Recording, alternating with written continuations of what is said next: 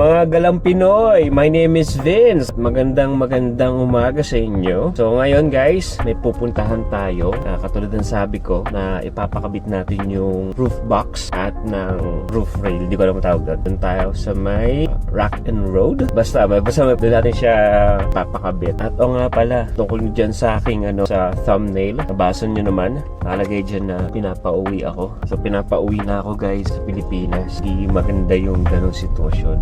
So later on, pag-uusapan natin yan. Kapag nakabit na yung natin, yung roof box, pati yung rail niya. Hindi tayo dadaan sa State Street kasi ang daming traffic light dun eh. So doon tayo sa sinushortcutan ko na dire-diretso siya at medyo konti lang yung traffic light. Kapan natin yung nasa thumbnail ko na pinapabalik na tayo sa Pilipinas. Alam naman natin guys na si Trump ang nanalo na president dito sa US, di ba? Totoo yung balita na sa sinabi niya na sa first day niya as a president, ang gagawin niya ay parang magkaroon ng declare niya na state of calamity. Ewan ko kung parang ganun. Or nagagamitin yung military para hanapin yung mga illegal na pumasok dito at yung mga nag-illegal stay sa US.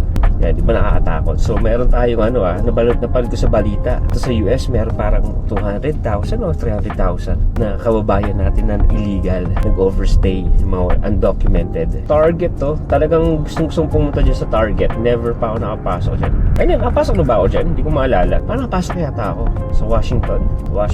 Sa Washington State, nakapasok yata ako dyan. Or Macy's yun. Hindi ko na maalala.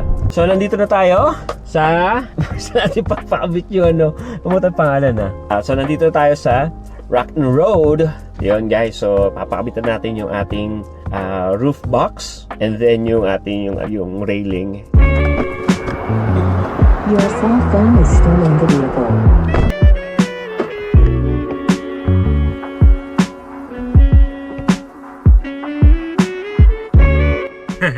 So magbabalik tayo sa Rock and Road kasi may mga parts yung in-order natin.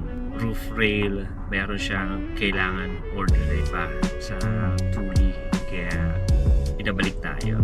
So ngayon i-install yun guys, and later on pupunta tayo sa park para ma-video siya.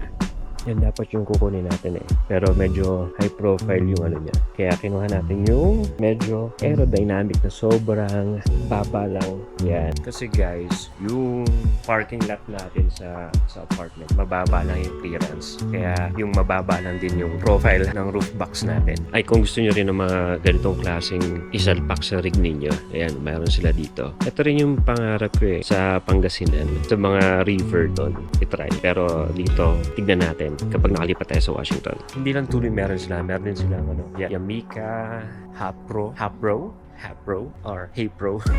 Di ba alam? Yamika. So, ayan, wala silang bike dito, display na yan.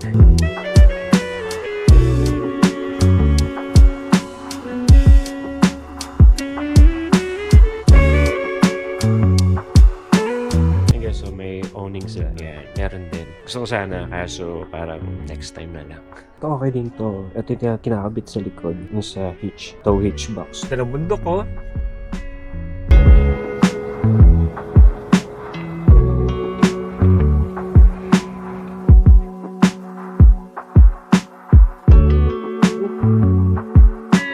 So balik tayo dun sa usapang pinapabalik tayo sa Pilipinas. It has nothing to do with yung sa pagka-elect ng kay President Trump. It has nothing to do with that.